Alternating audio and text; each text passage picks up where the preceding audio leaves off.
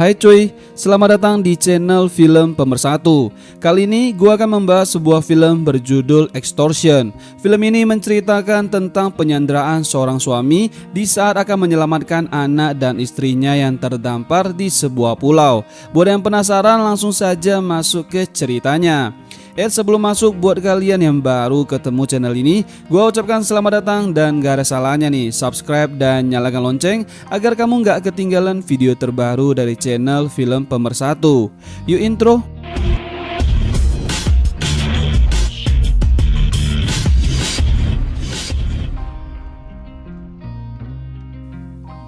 Di awal film, kita akan diperlihatkan satu keluarga sedang bersiap-siap untuk pergi berlibur di Karibia.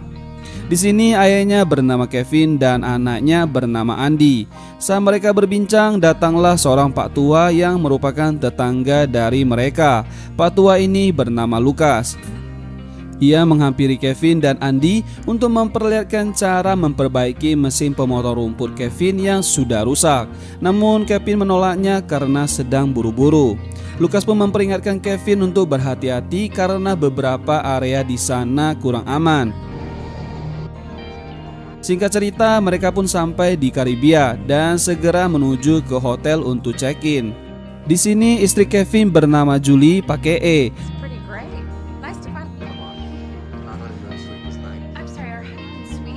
Esok harinya Kevin pergi ke pantai dan ingin menyewa jet ski. Namun pihak hotel mengatakan jika semua jet ski sudah digunakan oleh pengunjung lain. Penjaga pun menyarankan agar mereka menyewa kapal motor di salah satu warga lokal.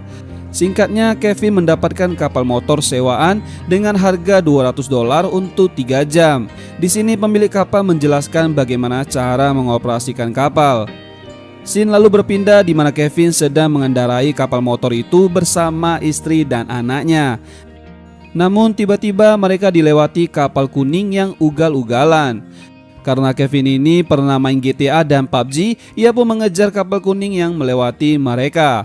Di sini istri Kevin mengajak Kevin untuk pelan dan balik arah karena kapal mereka sudah jauh dari kawasan pantai. Saat Kevin akan memutar balik, Andy melihat ada sebuah pulau. Karena Andy ingin sekali ke pulau tersebut, Julie pun mengizinkan permintaan Andy. Singkatnya, mereka sampai di pulau itu. Andy yang kepo dengan pulau ini, ia pun mengajak ayahnya untuk berkeliling, sedangkan ibunya membaca buku sambil menjemur bodi. Setelah puas berkeliling, mereka pun akan kembali ke hotel. Akan tetapi mesin kapal tak bisa hidup. Kevin menyalakannya berulang kali dan mencoba memperbaikinya, namun tidak membuahkan hasil. Karena hari sudah mulai gelap, mereka pun terpaksa bermalam di pulau itu. Pagi harinya, Kevin kembali memeriksa mesin kapal tersebut dan ternyata masalahnya ada pada aki yang ternyata akinya sudah mati. Kevin juga sudah berkeliling pulau untuk mencari air minum, namun tidak ada Alfamart dan Indomart di sana. Tak lama mereka melihat sebuah kapal. Mereka berusaha memanggil kapal tersebut, tapi nampaknya kapal tersebut tak melihat mereka, sehingga kapal itu pun hilang dari pandangan.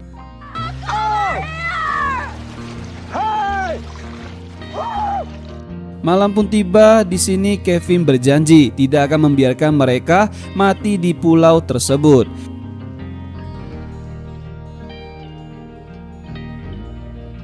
Esok harinya, Kevin membangunkan Julie karena Andy mulai lemah. Dengan cepat, Kevin mengangkat Andy ke kapal dan mereka meninggalkan pulau.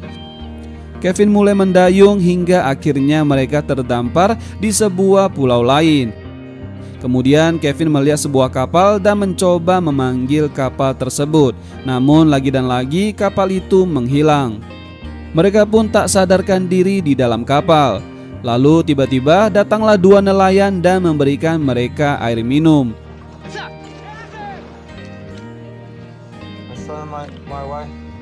Kevin mengatakan jika anaknya sedang sakit dan harus segera dibawa ke rumah sakit. Saat mereka akan mengangkat Julie ke skoci, tiba-tiba orang itu, sebut saja Jamet, mengatakan ia akan menolong tapi meminta imbalan.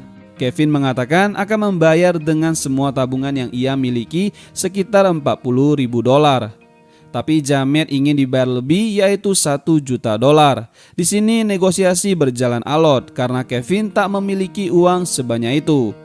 Karena lelah dengan kondisi ini, Kevin pun akhirnya menyetujuinya. Namun dengan sengaja, Jamet memukul kepala Kevin hingga pingsan. Saat Kevin siuman, ia sudah berada di kapal nelayan dengan tangan terikat. Kevin bertanya di mana anak dan istrinya, tapi Jamet berkata ia meninggalkan mereka di pulau dan hanya Kevin yang mereka bawa.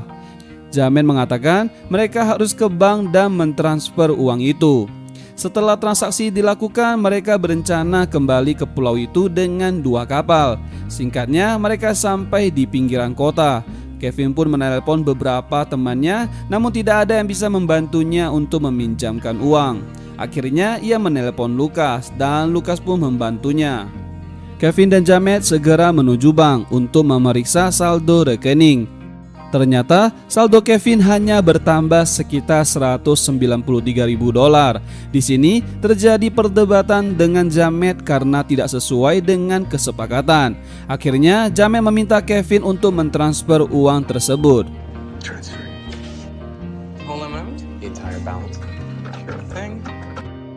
Setelah uang itu ditransfer, Jamet pun menelpon temannya untuk menyiapkan 2 kapal. Sesampainya di dermaga, Jamet mengunci Kevin di dalam kapal kedua agar Kevin tidak berbicara dengan siapapun. Dalam perjalanan, mereka pun berhenti. Jamet mengambil tombak lalu merusak kapal yang dikendarai Kevin. Di sini temannya Jamet kurang setuju dengan tindakan Jamet. Namun karena sudah terlibat dengan masalah ini, ia pun tak bisa berbuat apa-apa. Setelah memastikan kapal Kevin tenggelam, Jamet dan temannya pun pergi. Karena di sini Kevin tokoh utama, ia pun berusaha agar bisa keluar dari kapal itu. Kevin pun berhasil selamat dan naik ke atas permukaan. Kevin lalu ditolong oleh kapal turis yang lewat.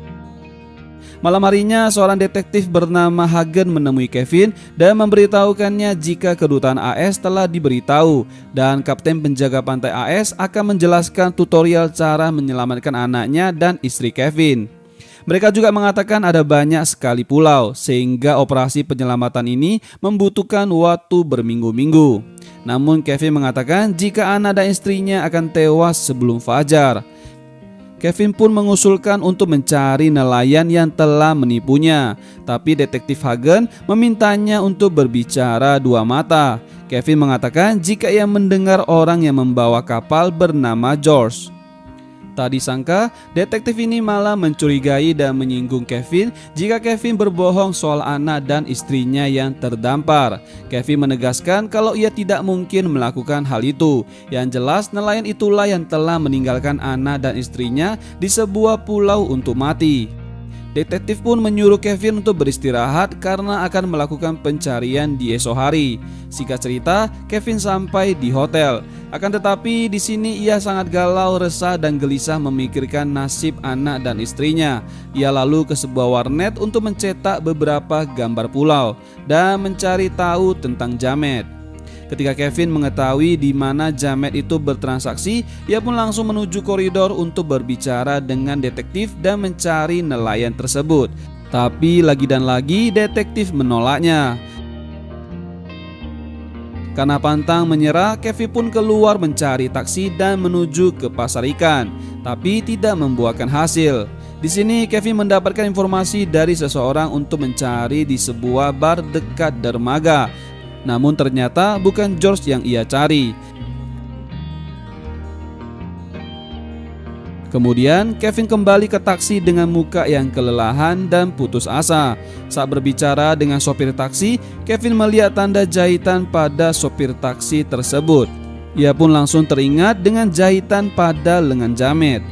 Kevin lalu bertanya di mana ia mendapatkan jahitan itu. Sopir taksi menjawab hanya ada satu rumah sakit. Kevin meminta sopir taksi itu untuk mengantarnya. Sesampainya di rumah sakit, Kevin pun berniat mencari informasi sambil mengobati lukanya. Ternyata dokter wanita itu tak mau memberikan informasi karena akan melanggar kode etik tenaga medis. Saat dokter itu keluar ruangan, Kevin mulai mencari pasien dengan luka jahitan di lengan. Akhirnya Kevin menemukan ciri-ciri orang tersebut beserta alamatnya yang ternyata bernama Miguel. Sebelum cabut, Kevin mengambil pisau bedah untuk berjaga-jaga. Ketika Kevin sampai dan masuk ke rumah Jamet, istri Jamet tidak memberitahukan di mana Jamet berada. Tiba-tiba Jamet pulang dan terjadilah perkelahian. Istri Jamet yang melihat kejadian itu langsung mengancam Kevin dengan senjata panah. Di sini Kevin tak mau kalah dan mengancam anak Jamet. Saat Jamet meletakkan senjata itu, tak disangka senjata itu langsung menembak anaknya hingga menembus pinggang Kevin. Kevin menusuk Jamet dengan pisau bedah hingga tewas. Karena kehabisan darah akibat panah itu, Kevin pun akhirnya pingsan. Saat terbangun, ia sudah berada di rumah sakit dengan tangan yang terborgol. Hal ini membuat perdebatan antara detektif dengan Kevin. Kevin mengatakan nomor kapal yang ia dapat. Akan tetapi pencarian orang hilang sudah dibatalkan karena tindakan Kevin yang dituduh membunuh 2 orang sekaligus. Karena merasa mereka sudah tak mendengarkan Kevin, maka Kevin pun mengambil pistol seorang petugas lalu pergi.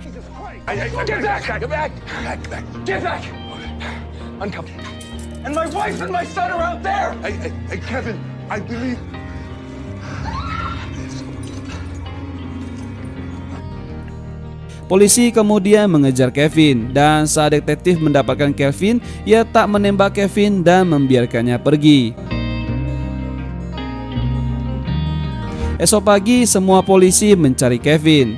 Untuk menutupi penyamaran, Kevin mencuri sebuah baju dan topi.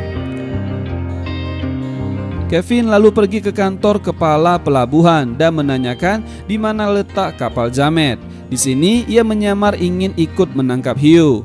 Saat akan pergi bekerja, ia mengatakan jika sewa kapal itu telah berakhir kemarin.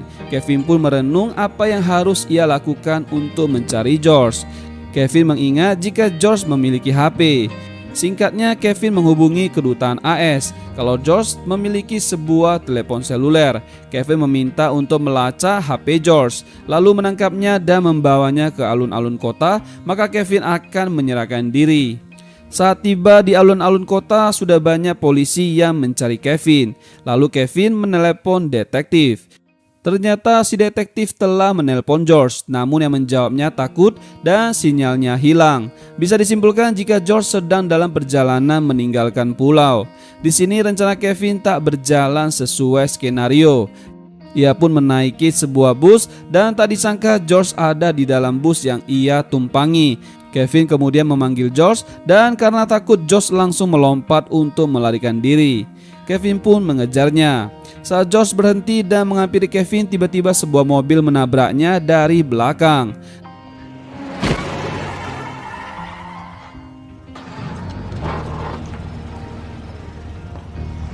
Dalam keadaan lemah, George menunjukkan pulau di mana keluarga Kevin berada. Kemudian Kevin meminta pengendara truk untuk mengantar George ke rumah sakit. Singkat cerita, Kevin pergi ke sebuah pelabuhan dan meminta pemilik kapal untuk membawanya ke pulau yang ditunjuk si George tadi. Namun kapal itu harus melakukan persiapan dan baru bisa berangkat di malam hari. Karena buru-buru, maka Kevin mencari kapal yang lain. Sampai akhirnya Kevin menemukan sebuah kapal motor bermesin turbo dengan GPS. Ia lalu mengatur letak pulau tujuan di Google Map atau GPS. Saat dalam perjalanan, kapal itu kehabisan bensin. Kevin pun mengisi bahan bakar di sebuah Pertamini. Saat mengisi bensin, polisi melihat Kevin. Tahu ada polisi, Kevin menunggu sampai bensinnya full. Setelah terisi penuh, Kevin pun langsung tancap gas. Di sini polisi mengejarnya dan memintanya agar mematikan mesin kapal. Mereka pun menembaki kapal Kevin.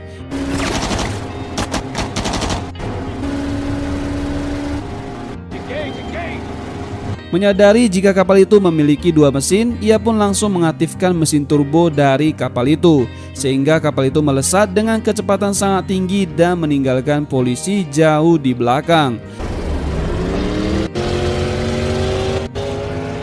Singkat cerita, Kevin pun sampai di pulau itu. ia menemukan anak dan istrinya. Akan tetapi anaknya di sini sudah sekarat, sehingga Kevin langsung memberikan pertolongan pertama hingga bernapas kembali. Setelah itu Kevin membawa anaknya ke dalam kapal. Kevin lalu kembali untuk membawa istrinya. Saat perjalanan kembali menuju kapal, Kevin yang sudah sangat lemah lalu terjatuh dan pingsan. Beberapa saat kemudian, helikopter tim SAR pun tiba dan menemukan Kevin. Kevin pun terbangun dan film pun tamat.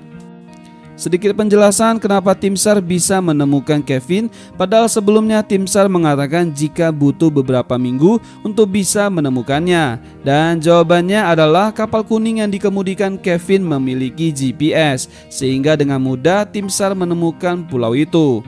Dan seperti biasa, hikmah yang bisa kita ambil dari cerita kali ini adalah Kevin itu pria yang bertanggung jawab sebagai kepala keluarga. Ia mati-matian demi menyelamatkan anak dan istrinya itu. Oke, sekian alur cerita film kali ini, dan terima kasih buat kalian yang sudah menontonnya sampai habis. Jika kalian menyukai video ini, jangan lupa tinggalkan like dan juga komentarnya. See you in the next video.